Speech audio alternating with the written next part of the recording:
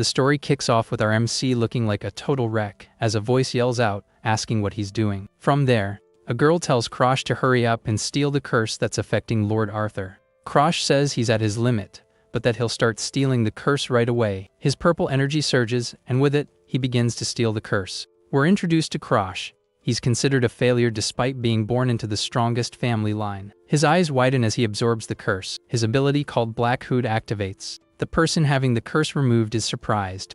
This is a skill that has the ability to steal curses from other people and transfer them to himself. To give you some more background on Krosh, he's part of the Blue Sky Generation, a group of heroes fighting against the world's erosion. While Lord Arthur, now free from the curse, receives a potion from his companions to recover, Krosh feels an unbearable pain, falling to his knees. Lord Arthur looks up at the sky, a bit weak but already feeling much better. Just then, a skeletal knight mounted on a demonic horse appears in the sky. The creature looks like it means business, with a broken horn and one eye glowing blue. Without wasting any time, it launches a giant fireball at the mountains. Lord Arthur seems hopeless, wondering if they can fight the Blue Knight with so few people.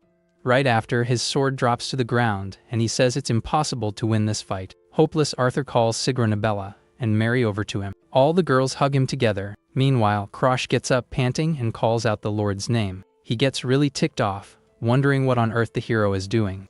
Lord Arthur, with blood trickling from his mouth, says there's no way to beat that thing. On his knees, Krosh hears humanity's greatest hero, Arthur, speak empty, unmotivated words, showing a total lack of faith in their victory. But Krosh becomes absolutely furious just thinking about giving up. Because of this, the Lord and his group turn their backs on a pile of their allies' bodies. Krosh shouts in anger, asking how many people were sacrificed just so he could be with his women. In response, one of the girls tells our MC to shut his mouth. Segrin defends the Lord, saying he did his best. She insults Krosh, calling him a piece of trash who only knows how to steal. Our MC is outraged and replies that she has a lot of nerve to call him trash. Our MC points at the Lord's group and asks how they can say that to the person who saved their lives.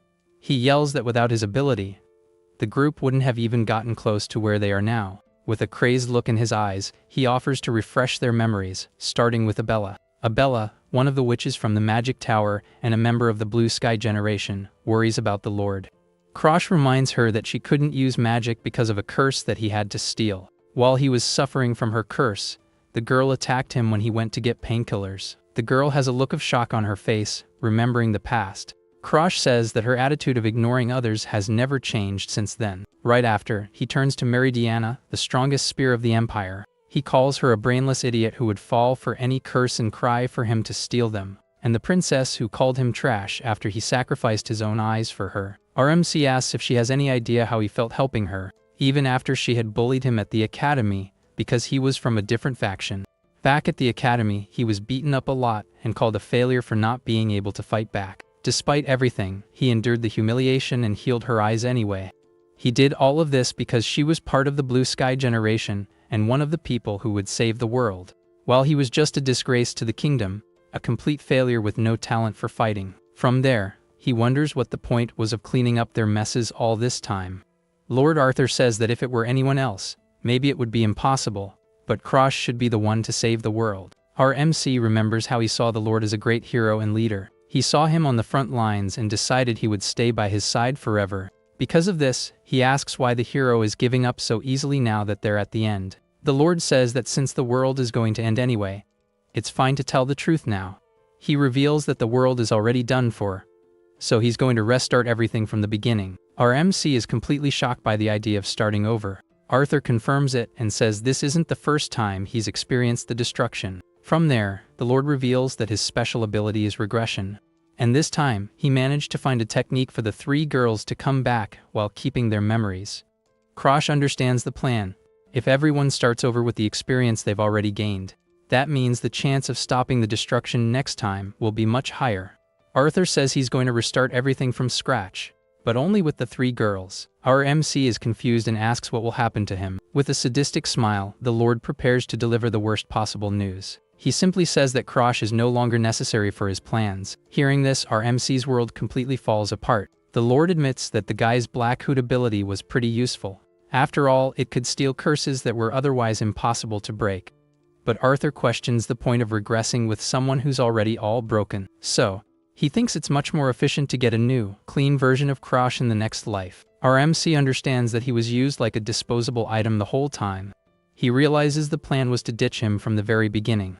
The Lord even adds that he'll use him in the next life, and the one after that, bidding him a cynical farewell. Desperate, our MC tries to stop the group from leaving. But it was too late, and he remembers that deep down, he already knew this would happen.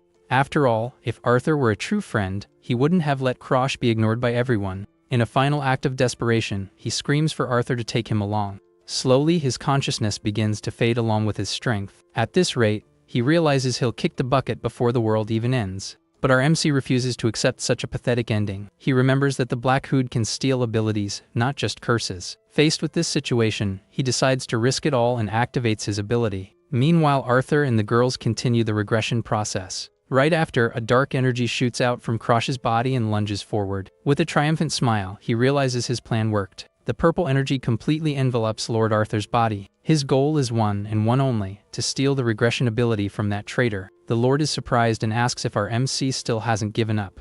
Krosh reveals that he has lived through countless destructions alongside him, and every single time he was left behind when he became useless. So, he informs him that now it's Arthur's turn to be abandoned. With a crazed smile, he agrees that maybe he really is insane. He points to the Blue Knight and reminds him that the world is destined for ruin. The giant knight watches everything from above with its cold, calculating gaze. Arthur is terrified by Krosh's determination and what he's doing. His eyes widen as he realizes the madness in the guy's plan. But the MC doesn't care about that traitor's opinion. He says that since Arthur won't save the world, he'll do it himself in the next life. With that, our MC closes his eyes and the regression ability is activated. He feels the power coursing through his body, and his mind begins to travel through time. Suddenly, he opens his eyes, startled by the abrupt change of scenery. Our MC wakes up to the sound of a baby crying in a very luxurious place. He's confused, not understanding what's happening around him. Looking around, he realizes he's in a very fancy and well-decorated room. The place looks familiar, but his memory is still a bit jumbled. A moment later, he realizes he's a child again and is in the house where he used to live. A system screen confirms that the regression was complete. He has returned to his 13-year-old self. From there, it's explained to us that the world's erosion is a phenomenon that destroys everything. With it, the environment changes, and species from another dimension invade the world. Among these creatures, there are those that look very similar to humans. These terrible monsters appear in various different shapes and sizes. These creatures are known as the World Eroders and are very dangerous.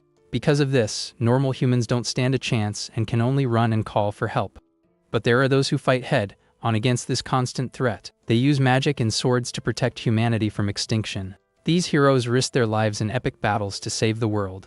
This elite group is called the Blue Sky Generation, and our MC was a part of it. Even with a weak body that only sealed curses, he joined the generation. Thus, he was used as a lightning rod for curses and betrayed in the end. As he remembers his miserable life, he wakes up back in his bed. Completely confused, he looks around and recognizes it as his old room. Our MC finds the change in weather strange, as it was winter before, and now it's a hot summer. He recognizes the place as the Azure Pine Mansion, where he lived as a child. This means his final gamble of using the Black Hood on Arthur worked.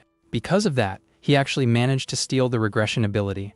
Our MC is shocked but relieved by the unexpected outcome. However, he wonders how he was able to steal the ability. Many think the Black Hood is a skill that can be used freely. However, it has a very distinct flaw compared to other abilities. To steal a target with the Black Hood, one must unlock a lock generated upon activation. This lock is generated based on the value the owner places on their target. Even a rock becomes a difficult item to steal if the owner considers it precious. Therefore, things the opponent values, like skills, are much harder to steal. The greater the value, the more conditions appear, and the harder the theft becomes.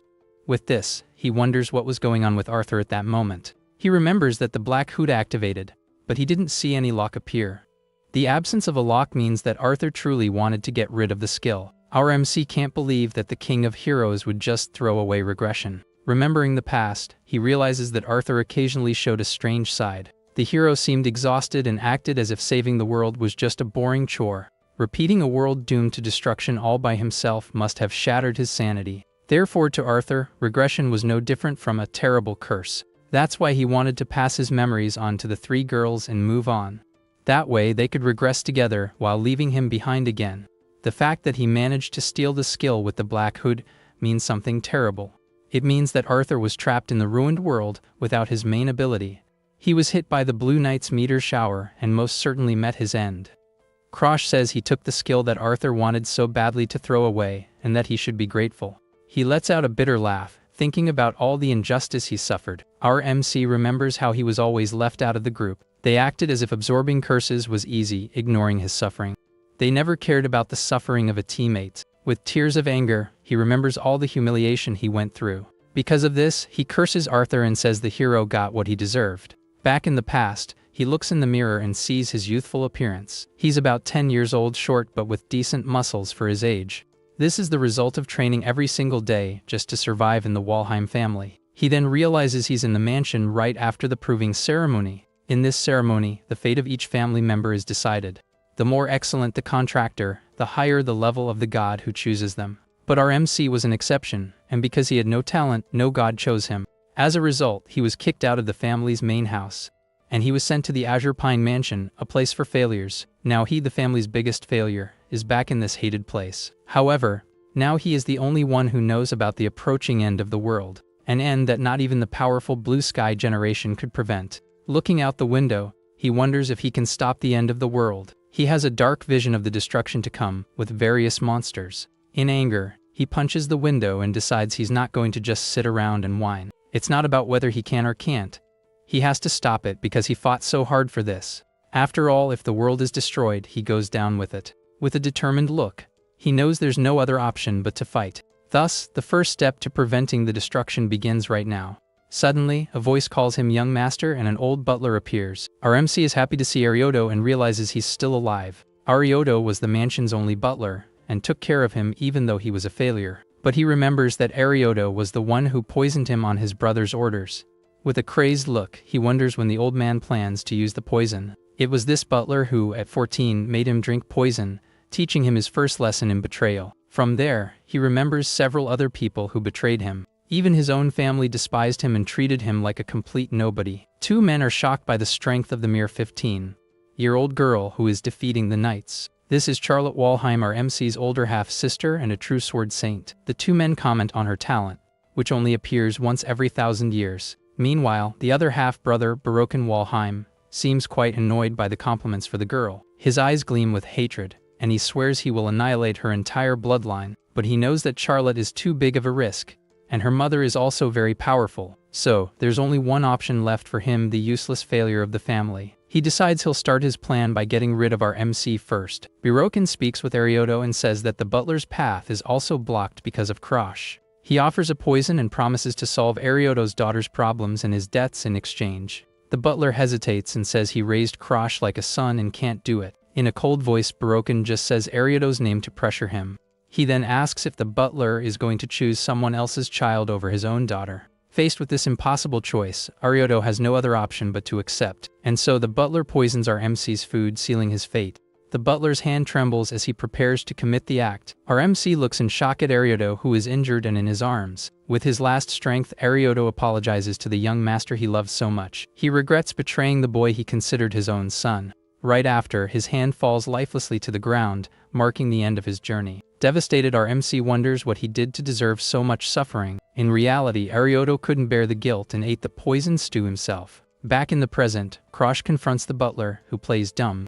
But the boy asks if he really thought he wouldn't know anything. He realizes he's cornering the butler again and decides to change tactics. Our MC says that if he weren't a failure, Arioto would never have received such an order. Arioto is confused because he expected the boy to cry or get angry at him. However, the young master's reaction is completely different from what he imagined. Instead, Krosh invites him to follow, leaving the butler quite surprised. Our MC then gives a bizarre order and tells Arioto to cut the wall. Krosh challenges the butler, saying that cutting the wall should be easy for him, and Arioto immediately agrees. Without hesitation, Arioto positions himself to strike the wall with all his might. From there, he draws a giant sword that glows with an intense purple aura. The weapon looks very powerful, and is more than ready for the imminent attack. With a swift movement, he launches a precise slash against the library wall. The result is a perfect hole, revealing a secret passage, and Krosh praises the cut. Arioto is shocked by the secret passage while our MC congratulates him on a job well done. The butler stares at the boy and thinks he's acting as if he already knew everything.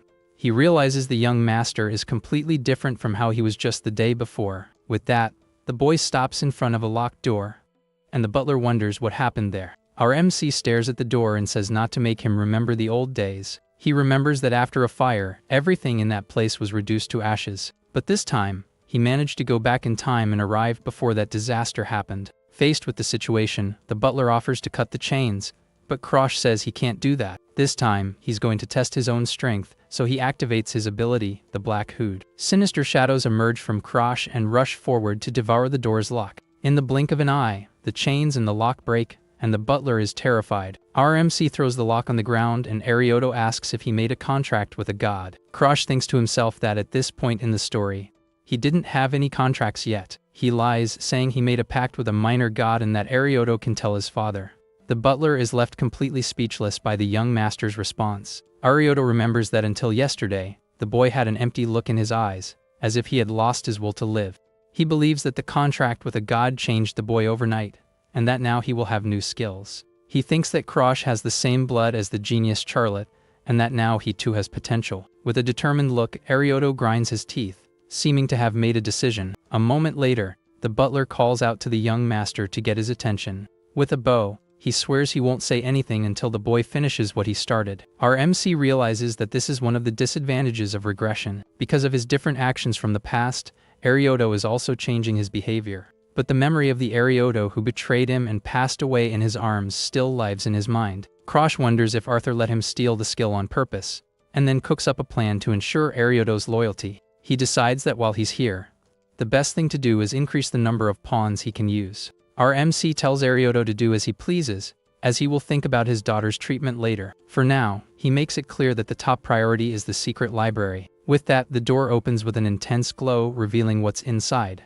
His eyes widen, completely shocked by the sight. A powerful energy explodes from within the library, throwing the boy backward. He's panting and breaking out in a cold sweat, feeling the pressure of that immense power. He has seen many curses, but this one gives him the chills, and he's sure that his manual is in there. The two look at the shelves full of books, and see a sinister fiery aura coming from one of them. A moment later, he spots the right book, and with a smile, he says he's found it. This is the secret library of the Azure Pine Pavilion, where the memories of the failed ancestors are kept.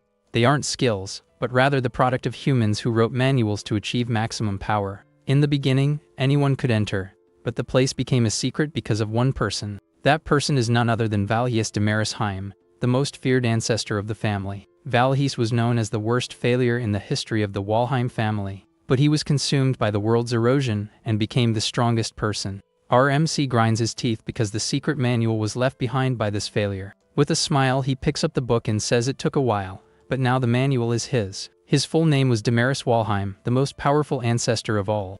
He was both the greatest failure and the strongest figure in the family's history. In his time, the greatest mages in the world tried to challenge his immense power. However, he destroyed their magic with a single hand, without the slightest effort. With a sadistic smile, he dominated all his opponents with ease. One of his victims lies fallen as it's revealed that no one could stop him. His secret technique was known as extreme blood poison.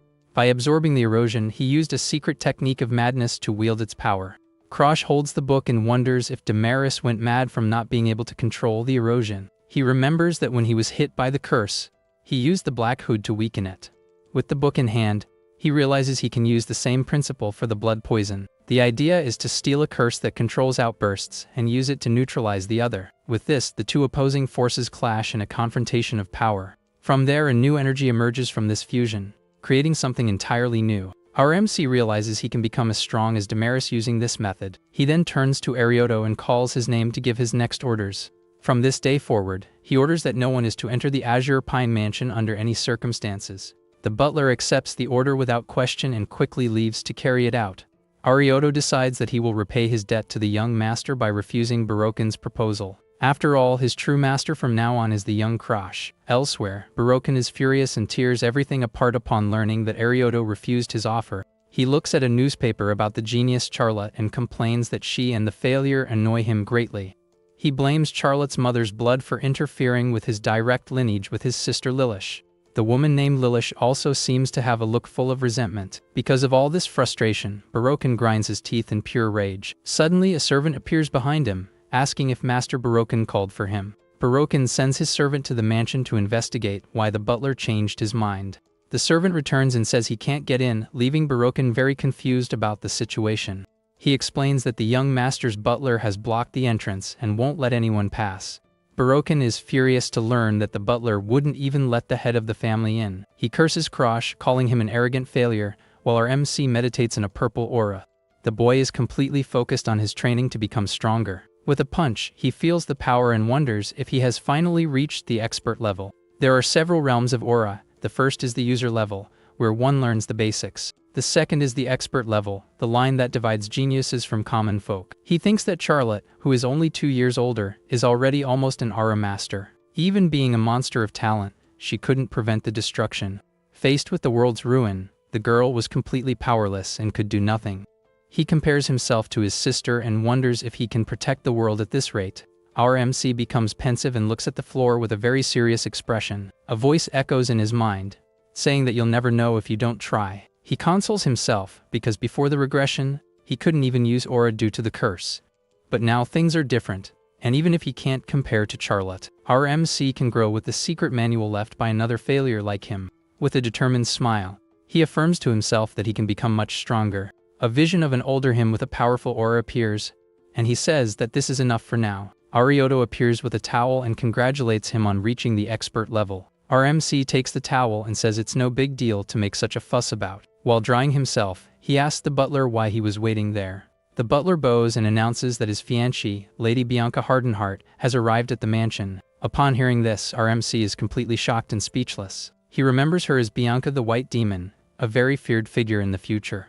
She became the leader of the Eroders and defeated one of the 10 strongest from the heavens, but now she is just the youngest daughter of the Hardenheart family, a normal little girl. Looking at the girl at the gate, he realizes it's a political marriage. It's a deal where the Walheim family gets rid of a nobody and gains an alliance with the North. With a smile, our MC thinks that they are both being conveniently used by their families. He actually already had something to discuss with Bianca, and is surprised that she came to him. Bianca Hardenheart is the youngest daughter of the family that rules the northern continent. Because of the influence of her mother, who was cursed, she was born with a major problem. From the moment of her birth, Bianca was afflicted with a curse called Snow Doll. This curse even reached her soul, so it couldn't be broken by normal methods. As a cursed child who was born in exchange for her mother's life, her situation was quite sad. Because of this, Bianca was treated very coldly within her own family. Thinking about this, our MC wonders if the girl hated him for some reason. He hopes this won't interfere with his plan to steal her curse for himself. After all, the Snow Doll is the curse he needs to control the extreme blood poison. Our MC thanks the butler while wiping the sweat from his intense training. He tells Arioto to bring the girl inside the mansion and ask her to wait a bit. From there, a memory from 5 months ago shows Krosh treating Bianca very poorly. He yelled at her, telling her to get out and saying she was only interested in his family's power. The girl has a sad but also very serious expression after the humiliation. Without a word, she simply turns and leaves the room. Bianca thinks to herself that she didn't come here because she wanted to be with him. In a flashback, her father says that for the family to survive, she must marry a Walheim. He holds her by the chin and calls her name in a very cold and calculating way. The girl knows that her house's fate depends on her, and that she must do whatever it takes. If it weren't for the arranged marriage, she would never deal with a cynical loser like Krosh. The girl clenches her clothes tightly, showing all her frustration and anger. Because of this, she decides that she is the one rejecting the engagement, not the other way around. Back in the present, our MC remembers what a jerk he was and lets out a "hoops." With a smile, he apologizes for the hot tea and says he's gonna have a word with the maids. Bianca is left completely speechless by the boy's sudden change in attitude. Our MC then invites her for a walk in the garden to relax a bit. He asks Arioto to bring macadamia cookies, and the girl follows him in silence. Krosh says her journey must have been long, and that they should see each other more often. Bianca says that for someone like him, his tone sounds more like a superior than a fiancé. The girl stares at him with a serious and suspicious look, without saying another word. She thinks something is wrong because he seems like a different person, and she never said she liked cookies. Meanwhile, Krosh admires the piece of the garden, and the girl starts to ask a question. She questions him directly, asking if he is really the true Krosh. The two stare at each other for a moment, and a tense atmosphere arises between them. Our MC then extends his hand and touches the girl's hair, who is a little surprised. With a sinister aura, he asks if he seems that different from before. Bianca is completely terrified upon feeling the intense bloodlust coming from him. Scared, she immediately apologizes while our MC realizes he went a little too far. He thinks that his memories are jumbled, but there's one thing he never forgot. What he remembers perfectly is the expression that was on Bianca's face. It was the same face she made on the day she met her end in the North Sea Pavilion. Faced with the situation, he makes up an excuse and says he made a contract with a god. Bianca believes the story and congratulates our MC on his great achievement. Our MC seizes the moment and says he has a proposal to make to Bianca, who is quite surprised. The girl thinks he's going to ask to annul the engagement, leaving the boy indignant at the idea. He apologizes, saying he understands if she doesn't want to marry him, and Bianca finds him very insecure. With a dark look, the girl stares at him and says she is his fiancée. Right after, she affirms with absolute certainty that this will not change in any way. Our MC is moved and wonders when was the last time he heard such sincere words. So, he composes himself and says that with his newly awakened ability, he can do something. With a smile, he extends his hand and reveals that he wants to take her snow doll curse. The girl is shocked and remembers that even the greatest experts failed to remove her curse. She asks if he's going to take the curse, and he says yes, and that he might even annul the engagement in return. Bianca thinks that since he's a failure, he must have problems with his family. Because of this, she believes he's so tired of everything that he wants to erase his feelings. The girl gets worried and wonders if the boy might be having some mental issues. She remembers a mage saying that when someone reaches their limit, their mind becomes sick. This mage explained that the person might become someone else, or even try something against themselves. The girl remembers the mage saying that these moments are dangerous and signs of an end. He advised her to stay by the person's side, and because of that, she holds the boy's hand. Bianca says he will get through this, and that he doesn't need a curse to control his emotions. Our MC is completely confused and says she's getting things mixed up. She warns that she will visit him often, and he asks why, since she hates him. The girl says she can't abandon someone in danger, and he realizes she didn't deny hating him. Our MC understands that she's very stubborn but has completely misunderstood everything. Since she won't cooperate at all, he decides to use his ability to steal the curse. His lockboard skill activates and a purple energy completely surrounds the girl. From there, a powerful energy manifests in her hands as she braces for the worst. With that, an unlocked condition appears and our MC gets a big shock. The condition to steal the curse is quite simple: become a friend to Bianca. He realizes it's a double lock and that the curse has been a part of her since birth. He thinks being her friend is harder than being her fiancée since the girl has no emotions. So, he'll keep her close to prevent her transformation and find an opening. He thinks he can prevent her transformation and take the curse, killing two birds with one stone. Because of this, the best thing to do is to hear what she has to say, and he agrees, saying he'll enjoy seeing her more often. The girl says she'll talk to her father first, and then she'll be back. He watches her leave and thinks that until then, he'll read the secret manuals, and that things are about to get very busy. The next day, he sees a cart full of boxes arriving at the mansion. The cart stops right in front of the main gate, and several men begin to unload the things. A moment later, a voice greets him, leaving our MC quite surprised. It's Bianca, who says she has decided to start living there from this very day. Our MC is completely shocked by the news that she's moving in. Sometime later, he wakes up and realizes someone is sleeping next to him. He sees that it's Bianca, sleeping peacefully and drooling a little on his bed. The boy wonders if the girl is sleeping there again, as if it's already a habit. With that, he yawns and warns that people will get the wrong idea if they see her there. Bianca wakes up, greets him, and asks why he is there, making the boy quite annoyed. From then on, he focuses entirely on his training to control his new dark energy. Our MC reflects that a few months have passed since Bianca came to live with him. He remembers the day the girl arrived and announced she would be living there from now on. He was completely shocked by her news, asking him to take good care of her. He asked if she had already moved in, and the girl said her family gave permission right away. Worried, he asked if she would be okay so far from her family at only 12 years old. He realized that because she had no emotions, the absence of her family didn't affect her at all. So, he thought this could be a good condition for them to become friends. While training, he realizes that time has passed quickly and the year will soon be over. This means that the opening of Lahelen Academy is getting closer. Before the regression, it was this academy that trained the members of the Blue Sky generation. As he remembers his old companions, he grinds his teeth in pure hatred. With a wicked smile, he says he knows their weaknesses and can steal their skills. He'll turn 14 next year, so he has 1 year to get stronger. However, he notices that his talent is starting to hit a limit. Because of this, he wonders if the beginner level is the most he can achieve with the manuals. To overcome this barrier, he needs to steal Bianca's curse and master the blood poison. Upon leaving his room, he finds her sitting there and asks if she was waiting for him again. The girl confirms it and says she can't leave him alone, making our MC a little tense. Since the summer, she has been following him everywhere like a little bird, even to the bathroom. Our MC wonders when she will finally start seeing him as a friend. He invites her to go out and play, but Arioto interrupts him, calling him young master. The butler announces that an invitation from the Star Sanctuary has arrived, and the boy is curious. This is the name of a party for minors that happens once a year to create friendships. Krosh remembers the event and thanks the butler for the detailed explanation. He thinks that before the regression, he was a recluse, so his memories are a bit vague.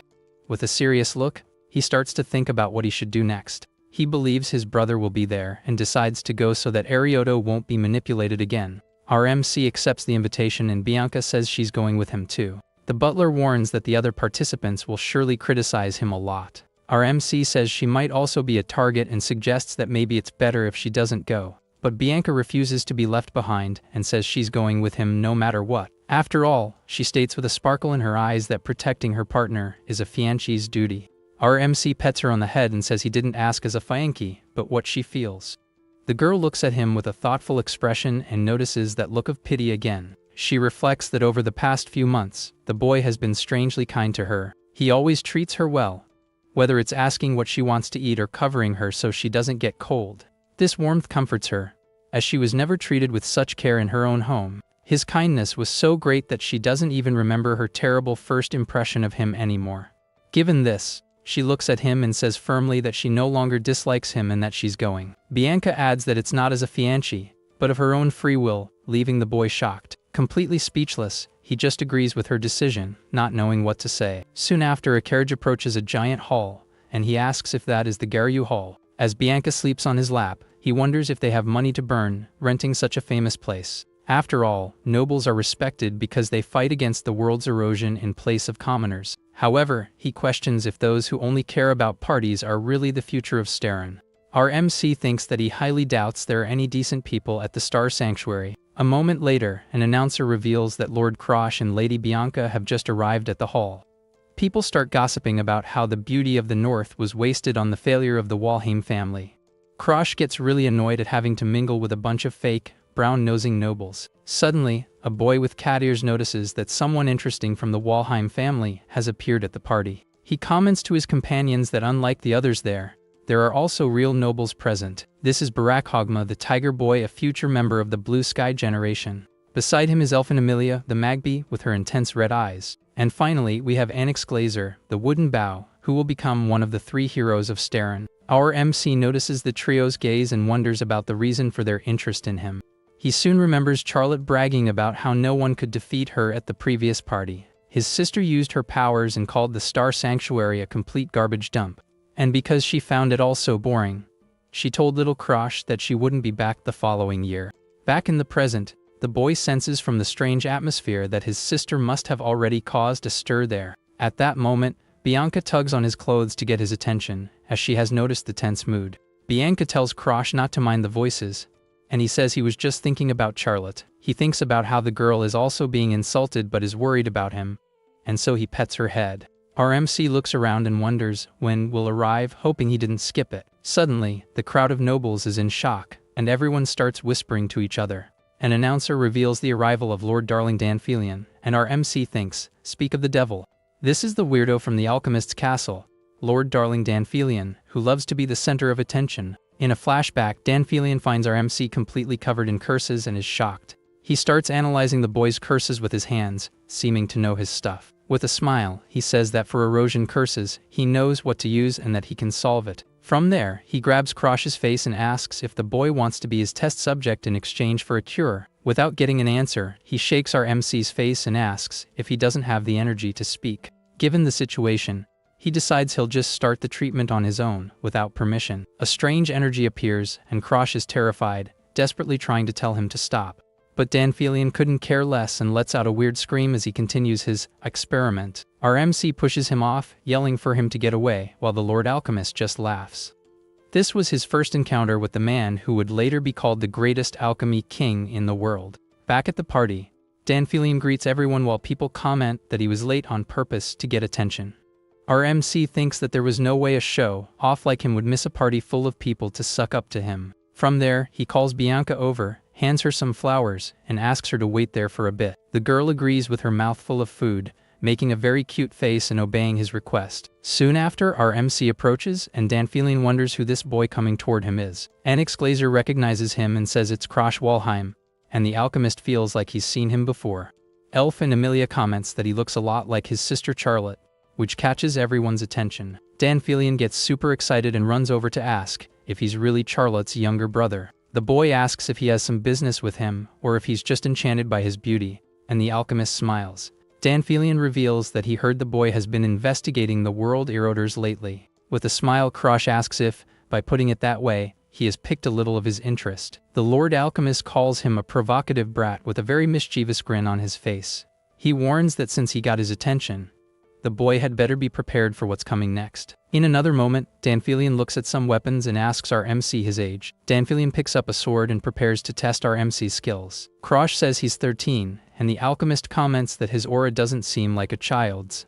The boy thinks that on the inside, he's already an adult, and since he doesn't have much time, he wants to get straight to the point. With a smile, Danfilian looks at him and tells him to go ahead and say what he wants. Out of nowhere, the alchemist throws a sword, and our MC catches it in mid-air, completely surprised. His eyes widen as he realizes this was no simple child's play. On pure instinct, he uses the sword to block a swift and unexpected attack from Danfilian. He yells in anger, asking what the heck the Lord Alchemist is doing all of a sudden. Danfilian says he finally met Charlotte's brother and just wanted to test his skills first. Our MC gets really annoyed with the situation and thinks this guy is a real pain in the butt. As he continues to fight, the alchemist reminds him that he had something to say, and that he's listening. With a focused look, our MC prepares to counter the attack with all his strength. Danfilian is shocked and asks how a skill-less failure can fight like that. Krosh says he trains every day and thinks he needs to use a secret technique to destabilize him. He then mentions the research on curse neutralization,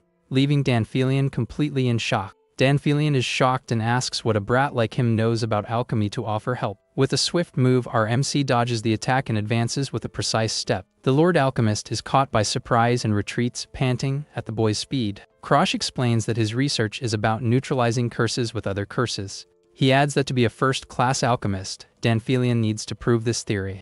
The Lord Alchemist stops fighting and becomes thoughtful, holding his sword with an intrigued look. With a dark aura, our MC says he will help with his research. He reveals that he will do this with his special ability, which can steal any type of curse. Danfilian is completely terrified upon seeing the aura and wonders how a failure has skills. With a smile, he realizes that if what Krosh says is true, this is the perfect chance. He could prove the theory of supply and demand and curse neutralization, and he asks what he wants in return. Danfilian jokes if he wants to be his boyfriend, and Krosh says he'll need medicine for the curses he's going to take on. Our MC thinks to himself that just stealing abilities won't be enough to win.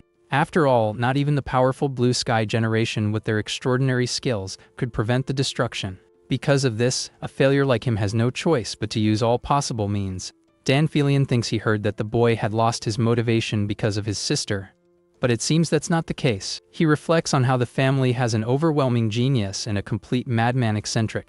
With a flushed face, the Lord Alchemist gets all flustered and thinks they are quite the pair of siblings. From there, he composes himself and asks if he can ask our MC a question. Danfilian then questions if the boy intends to go to the newly opened Lallan Academy. With a sinister smile and a dark aura, Krosh replies that it's more than obvious he's going. The Lord Alchemist gets all excited, and our MC thinks that the academy is full of skills for him to steal. Thus, Danfilian accepts the deal and says the spot next to him is vacant, and the boy thinks he hasn't changed a bit. However, our MC says that besides that, there's one more thing he'd like to ask. He questions him about the discoloration disease, which turns the skin bluish and black and leads to one's end. Krosh then simply orders the Lord Alchemist to create a cure for this incurable disease.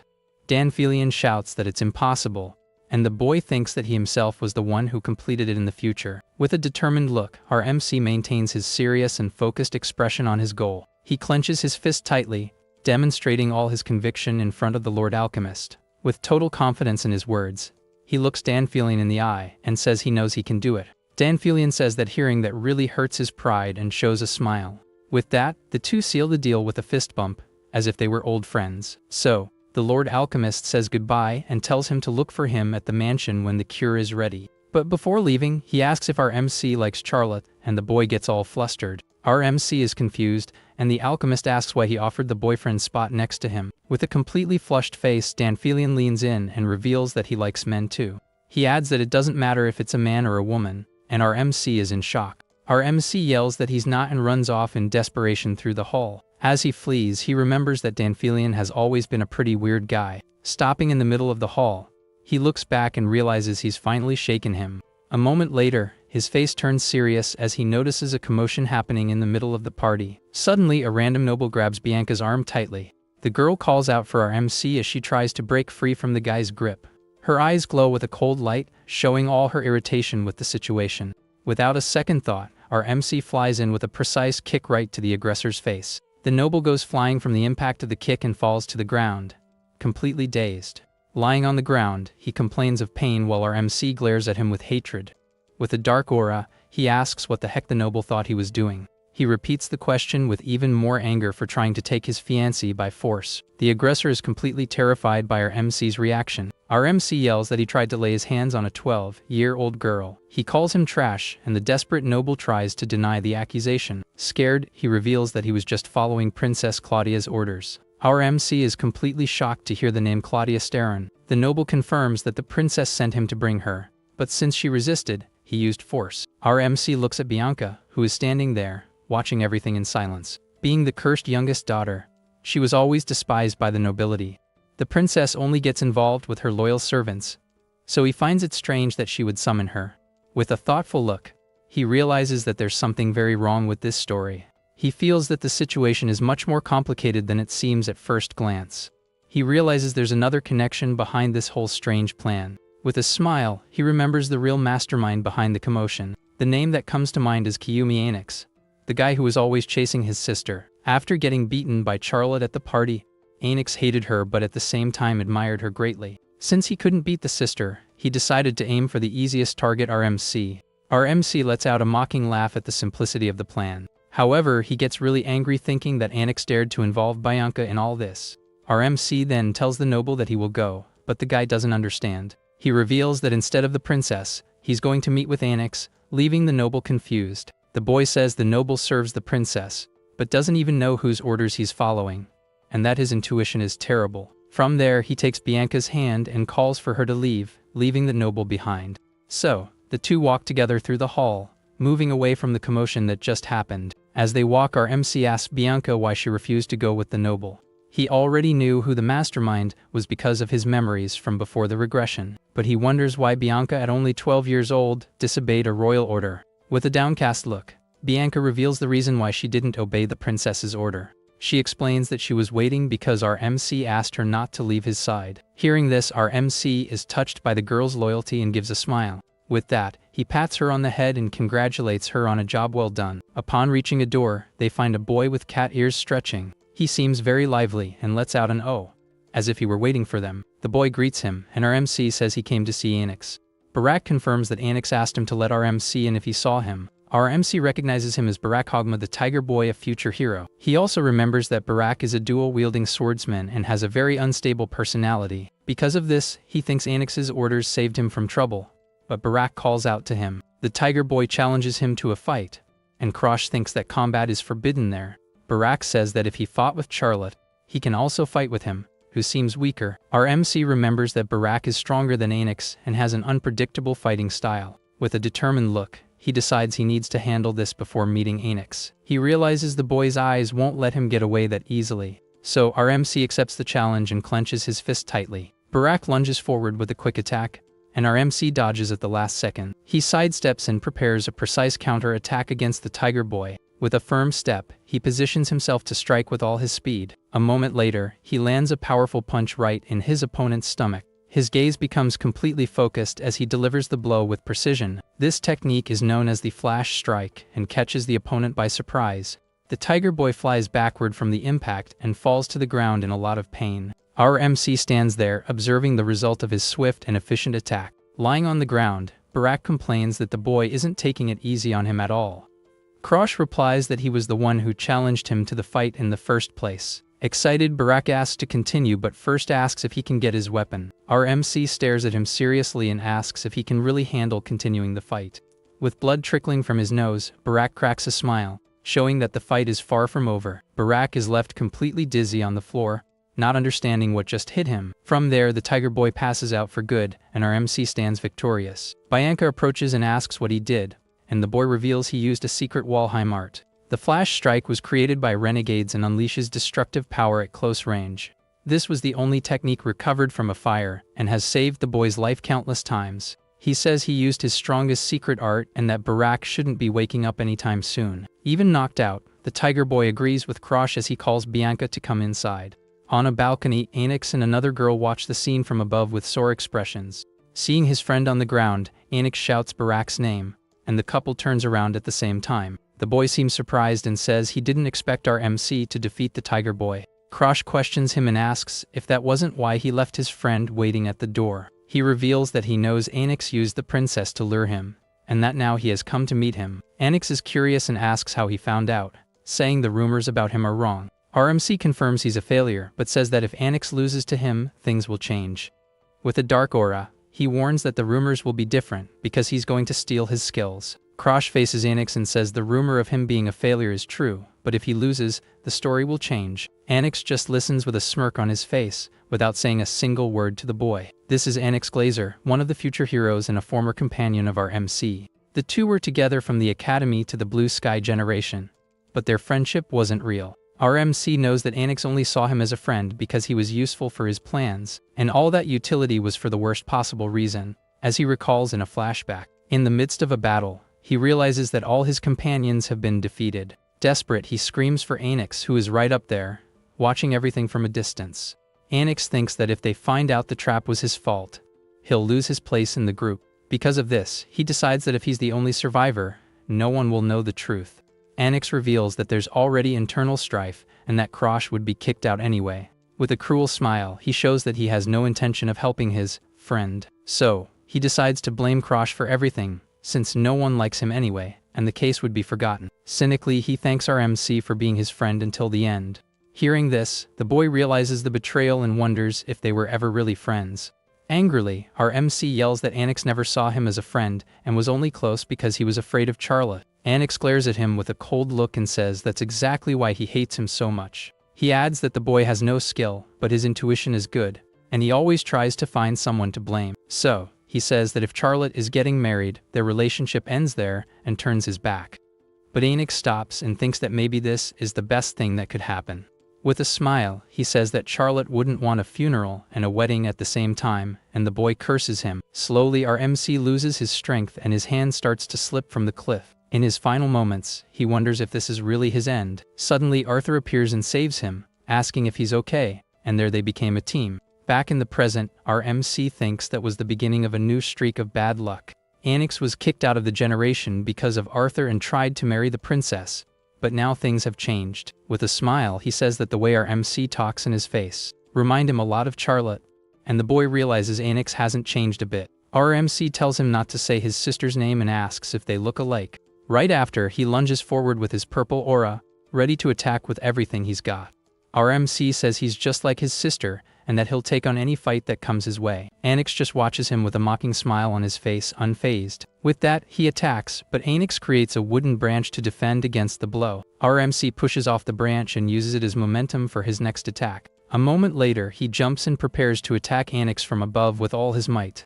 But the boy blocks the punch with his arm without much apparent difficulty. Anix retaliates with a strong kick, sending our MC flying away. Thus, the boy soars through the air, unable to control his movement. Suddenly, several branches sprout and trap our MC's body in mid-air. He manages to break free and lands on the ground, already very annoyed with the whole situation. Our MC thinks that, in the end, Anix is really irritating. Anix taunts him and says he should use a weapon, revealing his secret technique. This is a skill that strengthens and manipulates plants freely using his aura. Our MC picks up one of the branches and asks if he told him to use a weapon. With a smile, he says he's going to fight using Anix's own wood against him.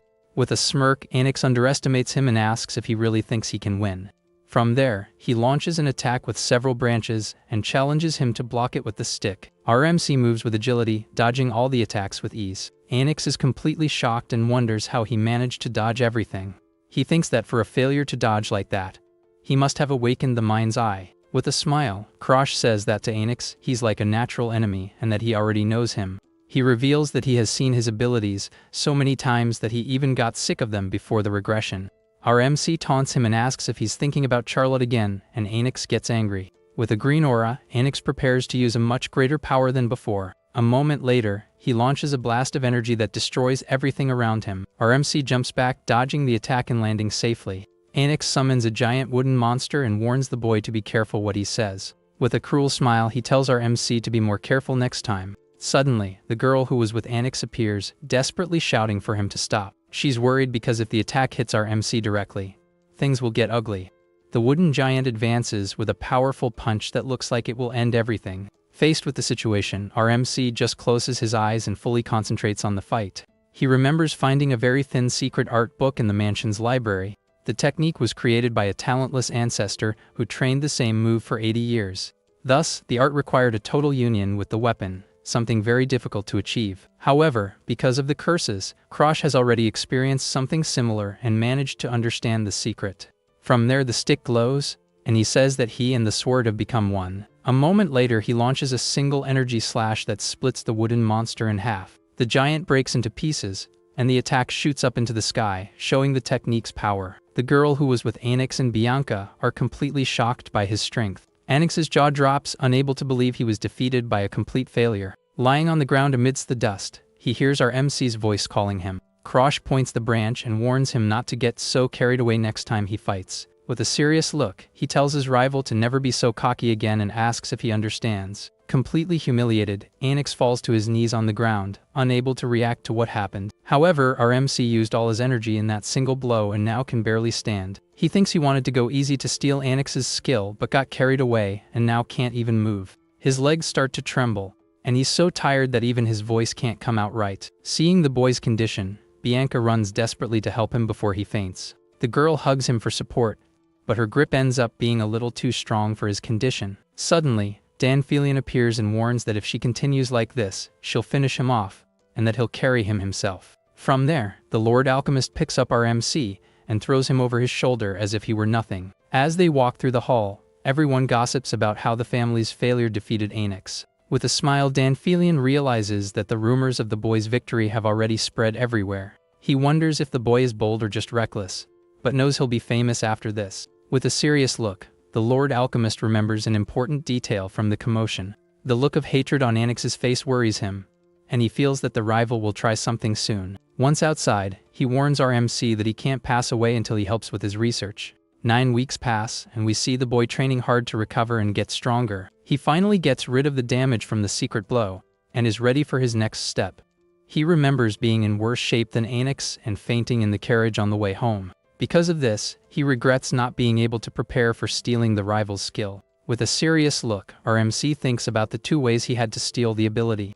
The first is the standard method, and the other is to make the opponent devalue their own skill. He was going to use the second method on Anix, as it's easier if you defeat the opponent overwhelmingly. Since the wooden giant was defeated with a single blow, the doubt in Anix's mind should spread. Thus, he's sure that even if it takes a while, the rival's recovery skill will be his. Upon being defeated by a failure he despised, Anix will begin to doubt the value of his ability. From there, he decides to train all year to surpass the geniuses at the upcoming academy. However, his thoughts are interrupted when Ariotto calls him at his room's door. The butler informs him that his brother Barokin has arrived and that the boy has already refused his messages twice. Tired, our MC says he can't ignore him anymore and tells the butler to let him in. Exhausted on the couch, Bianca offers him a glass of water, and he thanks her for the kind gesture. The girl then approaches and says he smells like sweat, surprising the boy. He sniffs his shirt and wonders if it's from using aura or from getting used to the smell of the erosion. The girl asks if he's going to wash up, and our MC says no, because he's about to get moving again. With a serious face, Bianca asks him to please not come near her then. Our MC is surprised by her attitude and teases her for giving orders to her fiancé. He thinks the girl has grown up and is now more assertive than before. With that, he starts chasing her playfully, asking if she can escape him. He reflects that he sees Bianca as a younger sister, and that's why he likes to tease her. But he knows that the people he knew before the regression would look at him coldly now. A vision of Arthur appears in his mind with a very serious and judgmental look. The hero questions if he has gotten soft with peace, and if he thinks he can stop the destruction like this. Our MC thinks of his former leader's name as his image fades. He doesn't want to admit it, but aside from the end, Arthur was always a hero who fought on the front lines. Suddenly, a voice interrupts him, and he wonders what Arthur is doing now. Barokin glares at him with hatred and comments that he seems to be having a lot of fun with his fiancée. Our MC turns surprised and replies that a break is sometimes necessary. Barokin is shocked because the boy who used to be terrified of him is now facing him and asking about the fight with Anix. Our MC asks why Barokin is there since he should be busy, and the brother questions this statement. Barokin says he heard that Lahulan Academy accepts students through an exam regardless of their social status. With a smile, our MC says that then his brother should also prepare for the Academy's exam. Barokin becomes absolutely furious and wonders if the boy is trying to provoke him with that suggestion. He thinks about how powerful and feared the Walheim family is, and that he is a direct descendant of that entire lineage. Because of this, he scoffs at the idea of studying just because the boy defeated Anix and calls it a joke. Our MC agrees, saying that for a normal person, it's natural to worry about getting into the academy. Barokin gets even more irritated with our MC's calm attitude in the face of the whole situation. So, he reveals that the real reason for his visit is to deliver a direct order to the boy. The order is to go to Mount Gerlach to stop the erosion, and Krosh is shocked because missions only start at 15. With a smile, Barokin says not to worry, as he will be his guardian, and taunts him about being scared. Our MC understands that the plan is to test his ability and keep him under control, so he agrees to go. He thinks he's more used to the erosion than to peace, and that he has a plan even if it's a trap. Bianca sees him leaving and asks where he's going, and the boy warns her that it's about the erosion and that she shouldn't follow him. The girl looks at him with a confused expression and questions his order as if she has no intention of obeying. Barokin gets all awkward, and our MC says it's absurd to send a boy to stop the world's erosion. With that, he pulls Bianca and says she's his fiancée and that his brother wouldn't take a child's words seriously. Our MC faces his brother with a serious and challenging look, ready for whatever comes next. Faced with the situation, Barokin becomes absolutely furious and grinds his teeth in hatred at the boy's attitude. Without a word, he just turns his back and leaves while our MC watches him walk away. From there, he pets Bianca and congratulates her, but the girl says she didn't do anything special. With a smile, our MC says it's okay if she's not aware of what she just did. The girl looks at him with a worried expression and asks him to please not faint again like last time. With a confident gesture, he says goodbye and walks away as Bianca watches him leave for the mission. From there, it's explained that the world's erosion is a phenomenon that invades reality with another dimension. Because of this, corrupted and very dangerous life forms begin to emerge in these affected locations. Besides the bizarre monsters, in some cases, the terrain of the place itself ends up undergoing a mutation. And if the erosion advances too much, the area can transform into a separate dimension, like a swamp on Mount Gerlach.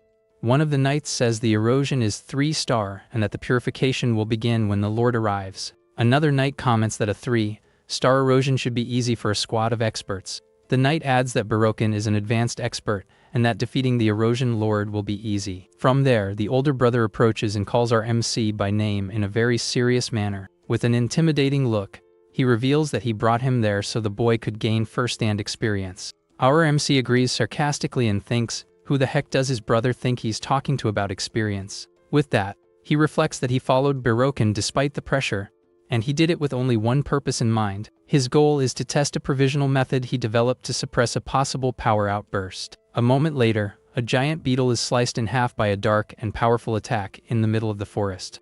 Meanwhile, the knights complain that the monsters keep coming, and one of them points to something ahead. Our MC warns them that the creature has no head but it bites and expands, and tells them to reinforce their aura. One of the knights is impressed by his calmness and asks if the boy has dealt with the world's erosion before. Krosh replies that he's only 13, and that it would be very strange if he had already faced something like this. Barokin laughs and wonders why the useless brat is so confident when he's barely entered the erosion zone. He remembers when he entered an erosion zone at 15 and had his pride completely shattered. Our MC thinks that this situation doesn't even compare to the experience he has already accumulated. With a smile, he reflects that his brother should in no way put him on the same level. Barokin is completely terrified at the possibility of being surpassed by his younger brother. Faced with the situation, he remembers that if, hypothetically, the boy grows up like Charlotte and surpasses him. While he's cutting several monsters to pieces with a single swing of his sharp sword, he wonders if the so-called failure of the Walheim family would, in the end, turn out to be him. Because of this, Barokin is completely shocked and terrified by this terrible possibility. Suddenly, our MC calls his name, interrupting his dark thoughts. The boy warns that they are almost at the location where the Erosion Lord is at that moment. Barokin says he's lucky because the Lord seems to be the only enemy, and that it looks easier than his own. However, our MC warns that for that very reason, they need to be even more cautious. The knights are terrified at the idea of a 3-star lord that sustains the corruption all by itself. Barokin yells at them not to be intimidated and not to let a child's words shake them. He adds that it's just a 3-star and that they should finish this quickly so they can go home. Our MC realizes the knights will be fine without him and decides to focus on his own task. Suddenly, his eye widens, and he feels the presence of the world's erosion in a very intense way. He reflects that since he mastered the extreme blood poison, his perception has become much sharper. From there, he decides that the only thing left is to ingest the energy and absorbs it all at once. His eyes widen with intense pain, and he feels the power coursing through his entire body. A moment later, he can't handle the pressure and ends up spitting out a large amount of blood. The knights get worried, but he says he just tripped, and Barokin offers to carry him, but he refuses.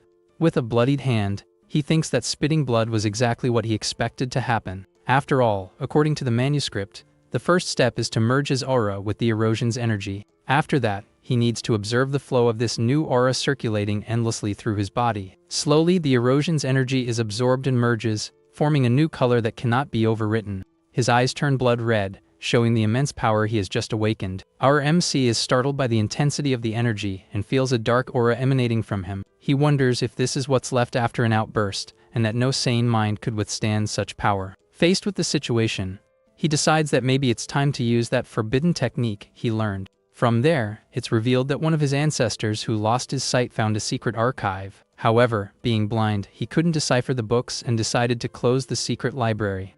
But to prevent anyone like him from appearing again, he left a single book behind in that place. With a blue aura, our MC unleashes his power and prepares to use the secret technique. An intense energy envelops his body as he concentrates to control the immense power. The technique is an extrasensory perception based on aura that detects sensations, called the sixth sense. For now, he can only extend it to his fingertips, but that's enough to understand the place. With a smile, he realizes that the place where he is now is no longer fully consumed by the erosion. The density of the erosion has weakened, and he managed to overcome it using his newly awakened sixth sense. With a bit of blood at the corner of his mouth, he wipes his face and composes himself after all the effort. However, he knows this is just a temporary measure and that the erosion's energy always brings risks. Because of this, he will still need Bianca's snow doll curse for full control. But even so, with a smile, he is proud to have managed to suppress the power outburst on his own. He thinks that this time he has taken another step forward, and is getting closer to his goal. Suddenly, he's startled and senses a strange presence rapidly approaching him. Our MC comes face to face with a giant monster with a bizarre human-faced arm. The creature seems to be sleeping peacefully, unaware of our MC's presence there. But suddenly, the creature opens its red eyes and glares at the boy with a look full of hatred. One of the knights screams in terror upon seeing the Erosion Lord right in front of them.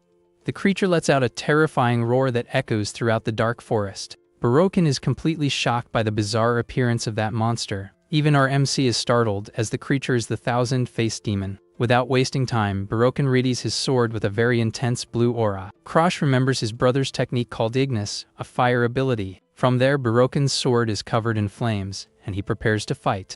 With a single blow, the demon sends the knights flying as if they were nothing. Our MC watches his brother prepare to fight the monster alone. A knight admires Barokin's power and says his Ignis skill is incredible and destructive. Faced with the situation, Barokin orders all the knights to prepare for combat. It is revealed that the creature is the thousand-faced demon, a 4-star monster. This is the Ignis skill, the fire ability that makes Barokin's sword super powerful. In a flashback, he remembers Barokin humiliating him and burning his arm with Ignis. Our MC reflects that before the regression, his brother was completely insane. With a smile, he wonders how his brother is now after so long. Our MC hopes he hasn't changed and unleashes his dark aura. Suddenly, the demon starts screaming in pain as a purple energy consumes it. One of the knights is terrified and says that is the curse that erases faces. Because of this, even the most experienced knights are having a hard time fighting. One of them says the only thing they can do now is to flee as quickly as possible. However, Barokin yells for everyone to advance and prepares to attack with everything he's got. He hits the monster's face with his flames, and the creature screams in pure agony. The other knights are completely shocked by Barokin's immense power. The demon is completely engulfed in flames, and its body begins to disintegrate. With a leap, Barokin delivers a powerful fire slash against the giant monster. He warns them not to give up and says he will create an opening for everyone to attack. Inspired, the knights follow Barokin's lead and advance into battle. In the middle of the fight, Barokin wonders if Krosh is watching his great victory. He can't find him and thinks that maybe his younger brother has already fallen in combat. A knight notices that the boy isn't looking at him but at the thousand-faced demon. With a focused look, Barokin prepares to continue the fight against the bizarre creature. Suddenly the demon begins to cry tears of blood, leaving Barokin very surprised. All the faces on the creature's body also cry, showing an expression of pure pain. From there, one of the faces gets a dark look, and the situation seems very bad. Barokin realizes things are getting dangerous fast and needs to act quickly. The creature launches several tentacles in his direction, which he dodges in mid-air with agility. He is shocked and wonders where all that crushing pressure from the monster is coming from. So, he decides he needs to kill the demon before more anomalies occur. He orders all the knights to focus their attacks on the thousand-faced demon at once. However, his aura attack is blocked, and he doesn't understand why it's not working. With a confused look, he tries to understand what's happening in the middle of the battle. He yells at his knights not to lose courage, as they are from the Walheim family. But all the knights are frozen and faceless, as if they have been cursed. Barokin is terrified and wonders if it's a curse since he didn't even touch the creature. He then realizes that the previous anomaly was part of the monster's plan to trap him. With that, the boy understands he was completely deceived the whole time by the creature. From there, we see a flashback of Barokin's past on a rainy, dark night. He was completely terrified by the dangerous situation he was facing in that place. Slipping in the mud, he thinks he will surely meet his end if he stays there like that. Fallen on the ground, the protagonist's brother believes that at this rate, he will be annihilated. A giant dark hand approaches him, ready to crush him without any mercy. Barokin wonders why all this was happening to him at that particular moment. A moment later, he questions if this would really be the moment of his tragic demise. A spirit appears and calls him an idiot for all his great incompetence. She reveals that his sister surpassed him and that he lost all his knights trying to flee. Because of this, the girl states that a pathetic failure like him deserves to perish there. A moment later, a gigantic monster tries to stomp on him to end it all at once. Barokin cowers in fear and lets out a terrified scream in the face of this terrible situation. In the present, the demon takes advantage of his distraction and attacks him with a very powerful punch. In the past, our MC drags his injured brother through the rain to save him from danger. The boy can barely stay awake and looks at his savior with great difficulty. With a smile, Krosh is glad his brother woke up. But Barokin wonders what he's doing there. Barokin is surprised he survived, and the boy confirms he watched everything from a distance. He explains that he saved him from the swamp, but Barokin says he can walk on his own now. The brother doubts that a body that doesn't even use aura can do anything, and is very annoyed with the situation. Our MC then questions if he's sure he doesn't need any help. In a rage, the older boy grinds his teeth in pure frustration and wounded pride. He yells that he doesn't need help from an idiot and tries to stand up, using his sword for support. A moment later, he is startled by something and has an expression of pure terror on his face. Barokin asks if the demon is near and how far they are, but the boy doesn't know the answer. A barrier appears, and Krosh explains that the world's erosion has probably sealed itself completely. Barokin becomes desperate upon realizing they can't leave unless they defeat the creature. He curses in anger while our MC calls his name to calm him down a bit. Krosh then reveals that there's a secret art that Charlotte taught him to finish the fight. He reveals that Charlotte's technique was what helped him fight Anix at the sanctuary. Barokin remembers that they are both children of the same mother, and therefore have a special bond. The brother doubts the technique can kill the demon, but our MC confirms it with certainty. Krosh says it's better to take a risk, and try to fight than to perish inside the erosion without doing anything. He extends his hand and says he understands if his older brother doesn't trust his abilities. But he appeals to his brother's pride and asks if he trusts in their sister's strength. Barokin agrees immediately, as he knows Charlotte is a genius and her techniques are incredible. However, he warns that if the plan fails, they will both end up done for right there with no escape. With a smile, our MC assures him that his plan will not fail in any way. From there, the two prepare to put the strategy into action in that dark forest. Hiding in the bushes, they realize that the thousand-faced demon is approaching. Our MC asks if Ignis is ready, and the brother confirms with a flame in his hand. With everything prepared, our MC announces that it's time to start their plan to win. He then takes the first step, and comes out of hiding to attract the creature's attention. With a blue aura, our MC prepares to use his sister's secret technique. Our MC closes his eyes and fully concentrates to use the technique. Seeing the blue aura, Barokin is shocked by the power his younger brother is displaying. He wonders where all that incredible focus he's never seen in the boy before is coming from. With a surprised look, he notices that the aura surrounding our MC is very different. After all, the boy had never seen such a pure and powerful aura in his entire life. Barokin remembers that he doubted him, but now wonders how he mastered the aura that he never could. Suddenly, Krosh's voice snaps him out of his thoughts, calling him Brother Barokin. Our MC asks for Ignis, and the older brother agrees, creating a flame in his hand. From there, the blue aura sword begins to be covered by the flames of Ignis. With new power, our MC now has a fiery aura very similar to Barokin's. With a grunt, the older brother observes the sword now covered in powerful flames. Barokin approaches and asks if there's something wrong with our MC. The boy says no and that it looks like there will be enough time. So Barokin doesn't need to buy him time anymore. Barokin notices that Krosh's flames burn much more intensely than his own. He understands that with that flaming sword, our MC can defeat the thousand-faced demon. He remembers that he lost his men and only managed to flee to save his own life. He thinks that if Krosh defeats the demon, what will he be from now on? This means he is weaker than the family's failure, and the boy attacks the monster. With a single, powerful fiery blow, the creature is completely destroyed. Barokin is completely shocked, unable to believe what he just saw happen. The explosion of flames illuminates everything, and he observes the result of his brother's attack. Suddenly, the rain stops and the swamp returns to a green and peaceful landscape. A voice calls out to him, and our MC emerges amidst the appearing sunlight. With a victorious look, he announces that the battle is finally over for good. Barokin can hardly believe it's all over so easily and lets out a forced smile. From there, he starts laughing nervously and grips his sword tightly. With his pride wounded, he yells for his brother to drop dead and attacks him from behind. Our MC blocks the attack with ease, as if he were already expecting it. Barokin is confused and wonders why he can't use his Ignis.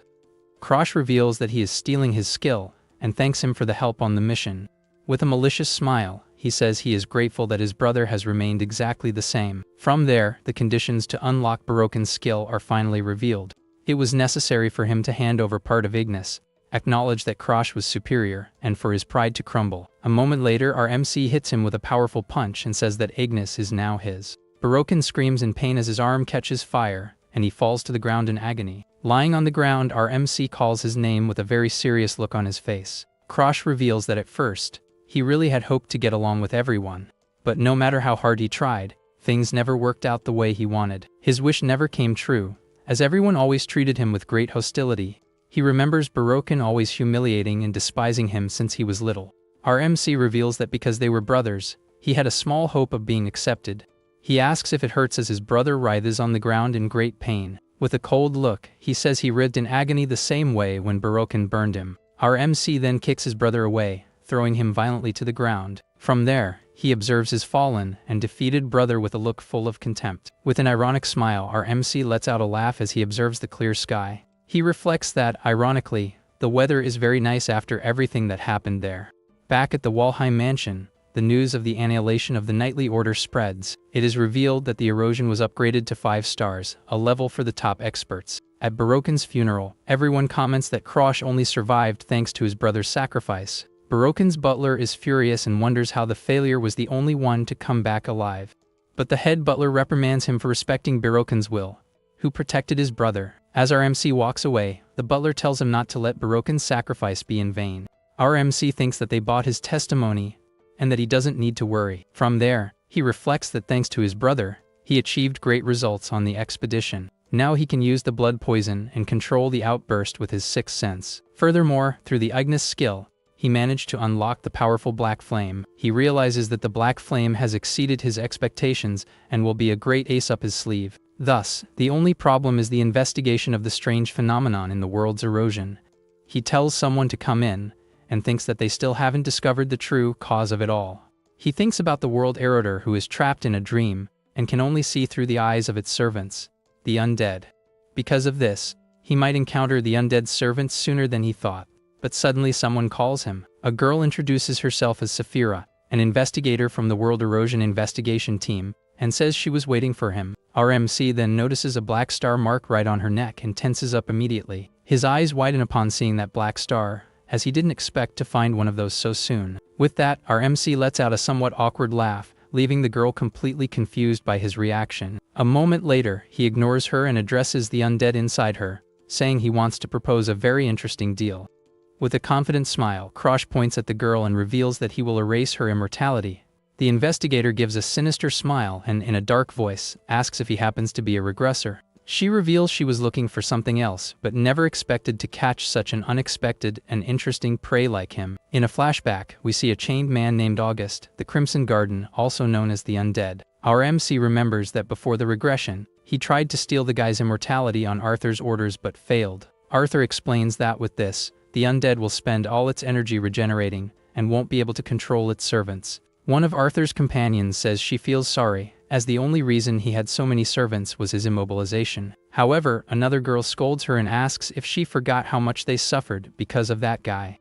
Arthur then says the problem with the undead is solved and asks them to stop the useless fighting. The other girl tells her to stop acting like a saint, and the companion apologizes awkwardly. Suddenly, August opens his red eyes and says the whole situation is a great shame. He adds that it's a shame they failed to steal his immortality, and young Krosh agrees. The undead warns that even if he were reborn, it would be impossible to get what he so desperately wanted. After all, the condition to steal his skill was to be stronger than him, something completely impossible. Back in the present, our MC asks what made her think he is a regressor. She explains that when a child proposed such an audacious deal, he could only be a regressor. The entity calls him a liar, as a regressor cannot kill someone who transcends time itself. Our MC says it's not a lie, and a purple aura hand suddenly appears in front of him. From there, he uses his ability and launches a dark energy attack toward the investigator. The woman is shocked to see that the Black Hood skill can even steal her immortality. Faced with the situation, the investigator just clenches her fist tightly, showing her tension. The undead reveals that it only increased the world's erosion to find someone who could end its existence. Because of this, she stares at our MC and asks what the terms of the deal he proposed are. Our MC explains that she needs to cooperate for him to get stronger, as his skill won't activate otherwise. With a smile, the woman says he's asking to be her disciple, and that she would sell her soul to get rid of immortality. Faced with the situation and with a determined look, she finally agrees to our MC's bold proposal. From there, she introduces herself as August, the Crimson Garden, and swears she will make him the strongest man in the entire world. Krosh is thrown back just by the aura, and is shocked to realize that this isn't even her main body. He thinks that the Crimson Garden is as powerful as Arthur, and that with her help, he will become even stronger. So, he clenches his fist and decides he will stop the world's erosion, even if he needs the power of an Erodor. It is explained that the regression skill now belongs to Arthur, so Krosh can no longer go back in time alone. Because of this, if the world is destroyed in this new timeline, he will also disappear forever.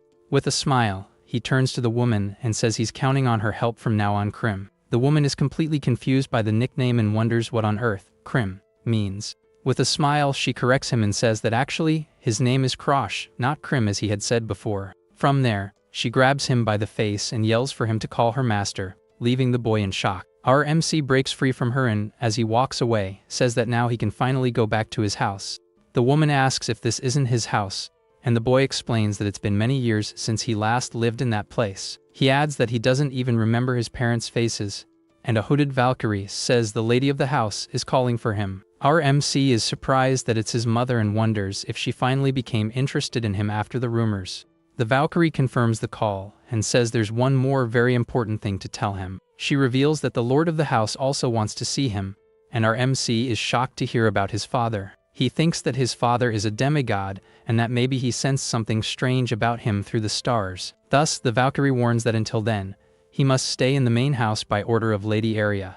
Our MC thinks he can't waste time because Bianca is waiting for him and questions if the order really came from his father. With that, he decides to leave and says he'll be back when his father really calls for him, leaving the two shocked. Through the window, we see Lady Aria observing everything with a very mysterious smile on her face.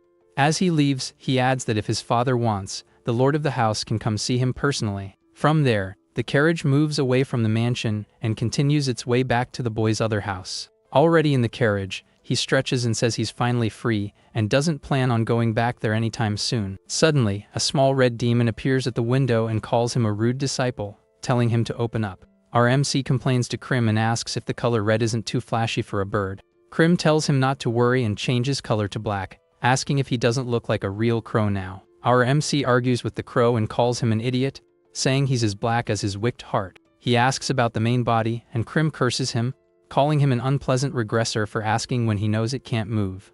Our MC thinks that Arthur is the real regressor, but he doesn't need to explain that he just borrowed the skill. From there, the carriage finally arrives at the Azure Pine Mansion after a long journey on the road. The boy warns that there's a white-haired girl in the mansion and tells the crow to be very nice to her. Suddenly, a girl in a chic hooded cloak appears and asks, confused, if he was talking about her. The girl is actually Bianca, who welcomes our MC with a very cute look. With a victorious smile, our MC turns to the crow and says he told him so about the girl. Arioto runs to greet him, and the boy asks if anything happened while he was away. The butler reveals that a letter from Lord Darling has arrived, and our MC sighs, very tired from the news. The letter says that the cure for the discoloration disease is ready and the Lord Alchemist will bring it soon. Our MC then instructs Arioto to treat Danfilian with hospitality as he will be a benefactor.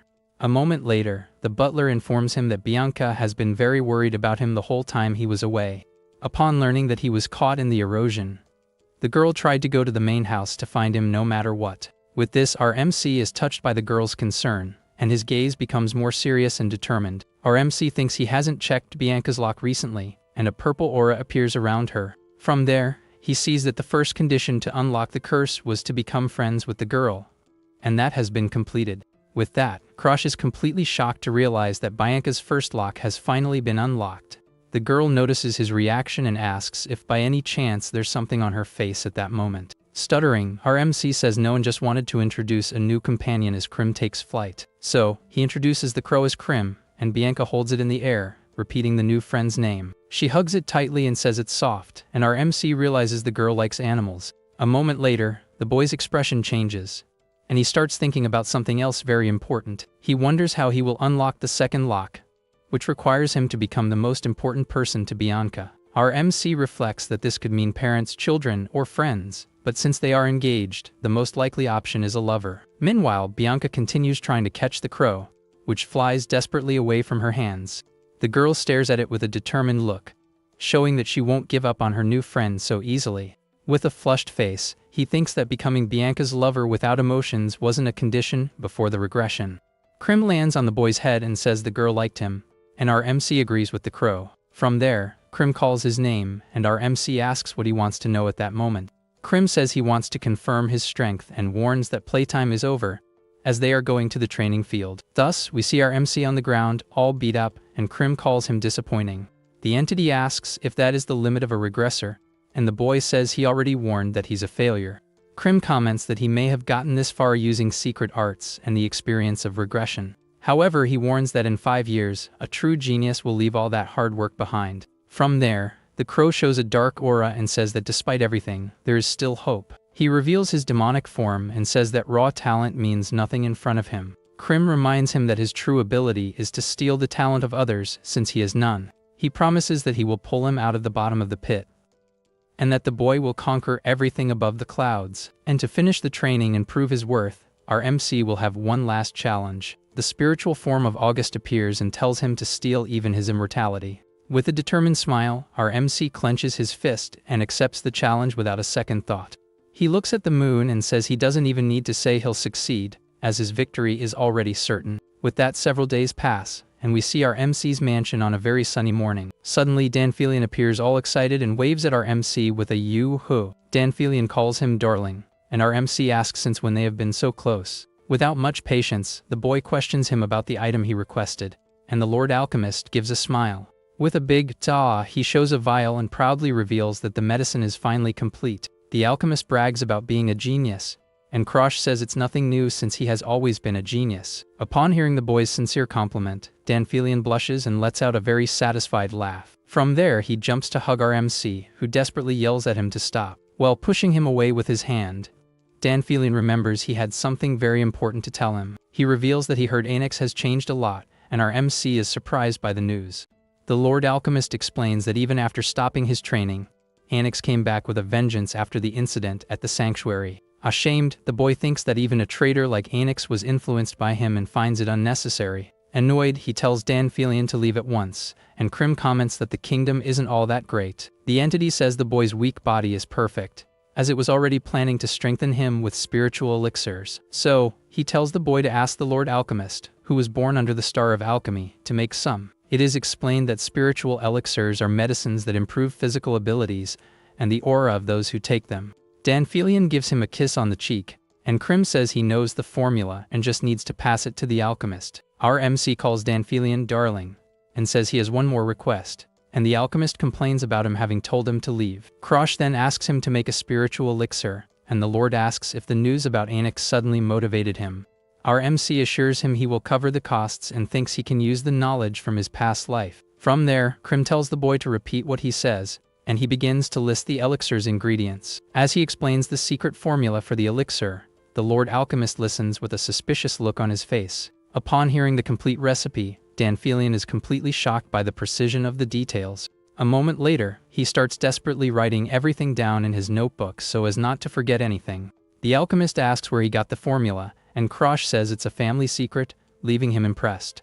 Danfilian says he would love to try making the elixir, but the real problem is getting all the rare ingredients. He reveals that not even he can easily get the white snow solar fungus or the golden dragon herb. Our MC says he will ask his fiancée since her family is from Hardenheart, and the alchemist agrees. So, all that's left is the golden dragon herb, which grows near dragon nests and is very rare to find.